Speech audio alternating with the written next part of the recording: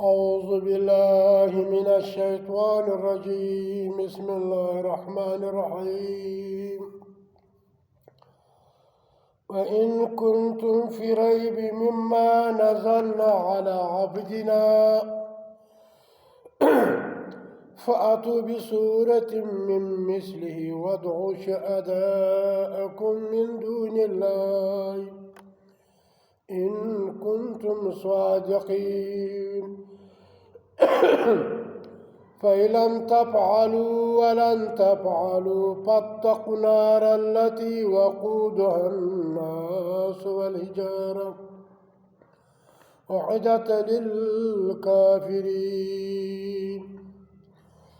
دا سورة بقرة سورة دویم دی پارا اوله ده آیات درویستم دی. نن دا درته وایم پر دې بیان درته کوم چې موږ ځان ته مسلمانان وایو، دا د رب کتاب دی، پر دې زموږ ایمان دی. زما خواست دی د شیعیګانو سره چې د هغو 12 امامان دي، د هغه رقم سنیان چې دي د هغو 12 امامان دي. او دا خواست کوم په هره مسله کې باید چې موږ اول وار د الله کتاب پیش کو، د الله د کتاب په تشریح کې د نبی صلی الله علیه وسلم سنت پیش کو،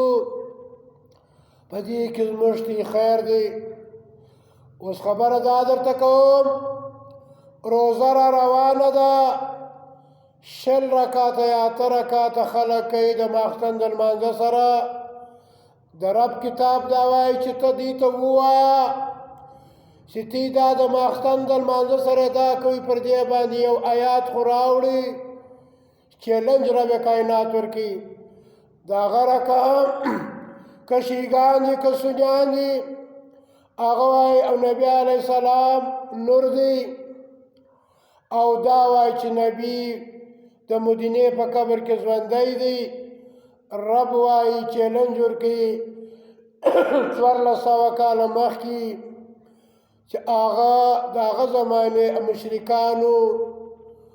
و یهودو او نصارا ته نن سبا هغه قرآن دی، د هغه شیعیګانو سنیانو ته چیلنج ورکوي، اهل حدیثو ته چیلنج ورکوي، پنجپیرانو ته چیلنج ورکوي، دیوبندیانو ته چیلنج ورکوي، و هرې فرقې ته چیلنج دی. په هره مسله کې که تعویض څوک لیکي د دې په باره کې رب کائنات چیلنج ورکوي. د هغه رقم د لمانځه بعد کې دعاګانې کول پر دې چیلنج دی. د هغه رقم د لمانځه بعد کې دعاګانې کول دې ته چیلنج دی. یعنی هر هغه عمل چې نن سبا زموږ په مسجدو کې رایج دي، د هغه رقم چې خپلې زنانې ته پر یوه یا 2 3 ورکول، طلاق ورکول، رب وایي دا کار ناجایزه ده. که چیرې ته وایي موږ پر حق کې نو تی موږ له راوړو یو آیات، نو دا د الله قرآن دی. په دې کې رب کائنات چیلنج ورکوي و سنیانو و شیعیګانو ته و بریلیانو ته و دیوبندیانو ته و تبلیغیانو ته، نقشبندیانو قادریانو تصوف والا ته چیلنج ورکوي. وإن كنتم في ريب، که چیرې تاسو په شک یاست، مما د هغه احکامو نه، د هغه کتاب نه، نزلنا چې موږ نازل کړی دی علی عبدنا پر خپل بنده باندې چې هغه محمد صلی الله علیه و آله وسلم پر هغه موږ نازل کړی دی. نو فاتو تاسو راوړئ، تاسو ته امر چیلنج درکوو د الله په قرآن ثابته کوي چې دغه 20 رکعات یا 8 رکعات تراویح د ماخستن د لمانځه سره دا جایز دي. یا دا رو برته راځي په قبر کې انسان اکشنوي سوال جواب کیږي پر دې دې دوی موږ ته پیش کړي یا پر دې دې پیش کړي دیوه د شهداو د انبیاو بدنونه نه خاورې کیږي نو الله فأتو تی راوړي بصورت یو صورت من مثله او په مثل د دې قرآن وادعو راوغواړي د خپل امامان دا خپل مولایان دا خپل آغا خیل و پیران دا خپل فقها دا سسی محدثین ورتواس فقها ورتواس شیخ الحدیث ورتواس ستاسو پاکی دا چې کم غټ غټ علما دي شیخ القرآن دي ودو راوغواړي شهداو کو خپل مددګاران چې ستاسو مدد وکړي په تراوو کې په تعویض کې په دویم وار ژوند په قبر کې پر یوځي ورښځې ته یو دوه درې ورکول دا د الله د قرآن خلاف دي د شهداو بدنونه نه خاورې کېږي پر دې راوړي الله من دون الله ما سوا د دې کتاب نه د الله نه ما سوا څه ستاسو اکابرین دي بزرگان دي مولیان دي مفتیان دي دا ټول راوغواړي ان کنتم صادقین که تاسو او رښتیا ویونکي یاست واقعي چې د الله پر دین ولاړ یاست تاسو مسلمانان یاست نو راسي د الله قرآن راته پیش کړي د نبی صلی الله علیه وسلم سنت پیش کړي فَإِلَمْ تَفْعَلُوا که تاسو دا کار نه وکړئ دا د ماخستن د لمانځه سره دا 8 رکعاته 8 رکعاته تراویح تاسو نه کې پیش تعویضونه ته نه کې پیش چې نبي کړي دي دویم وار ژوند په دغه ډورۍ کې په قبر کې د مړي راکښېنستان د انبیاو بدنونه نه خاورې کېږي د شهداو د نه خاورې کېږي په دا قبر کې تاسو جهنم هم بولئ او په دې قبر کې تاسو جنت هم بولئ الله فإلم تفعلوا که تاسو دا کار نه وکئ ولن تفعلوا هرګز به دا کار نه وکئ دا ټوله مولیان مفتیان شیخ الحدیث دا فقها راټول کړي دا بزرګان راټول کړي ولن تفعلوا هرګز به دا کار نه وکئ نو نشي کولی که مسلمان یې کافر نه مشرک نه او منافق نه بدعتي نه نو فاتقوا النار وویرېږئ د هغه اور څخه التي هغه اور وقودها الناس چې د دغه اور پیلوزي چې هغه انسانان دي والحجارت یو ډبرې دي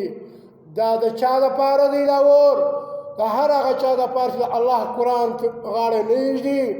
نه مني په دې عمل نه کوي الله اعدت للکافرین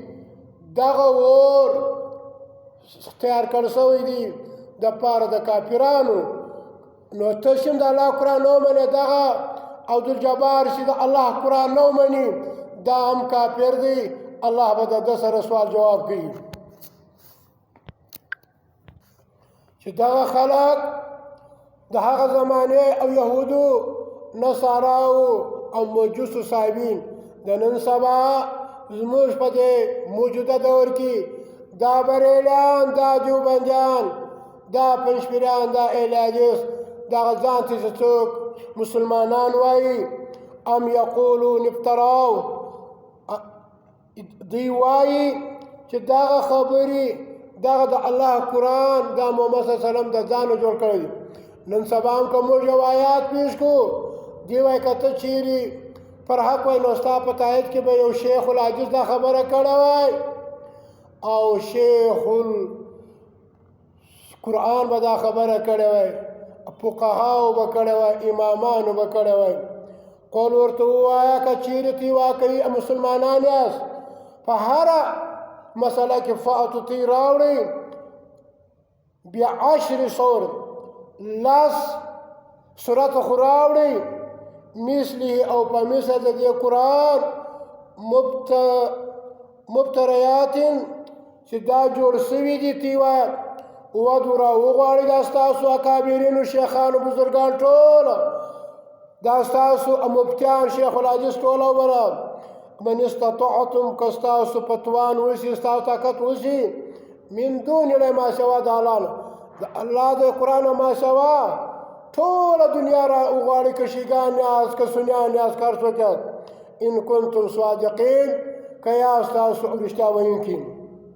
فإن لم یستجیبوا پس که چیرې دی تی ته قبلونه نه وکړي جواب نه کړي در تاسو لره نو فاعلموا تاسو پوه شئ چې انما بېشکه انزله نازل شوی دی او نازل کړی دی رب کائنات بعلم الله او په علم د الله سره وان دا لا اله نشته بل معبود براک الا هو مگر دا الله چې دا قرآن نازل کړی دی دا نبي رسولی دی د الله په قرآن کې خیر دی او د نبي په سنت کې خیر دی فهل انتم مسلمون پس تاسو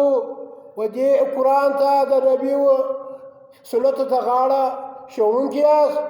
آیا تاسو مسلمانان یاست دلته هم دا معلومه شوه چې شیګان د الله په قرآن سره مسلمانان نه دي کم څوک چې ځان ته اهل سنت وایي پنځپیریان وایي دیوبندیان وایي دا د الله په قرآن سره مسلمانان نه دي ولې چې الله وایي فهل انتم مسلمون څه تاسو مسلمانان یاست د الله قرآن منئ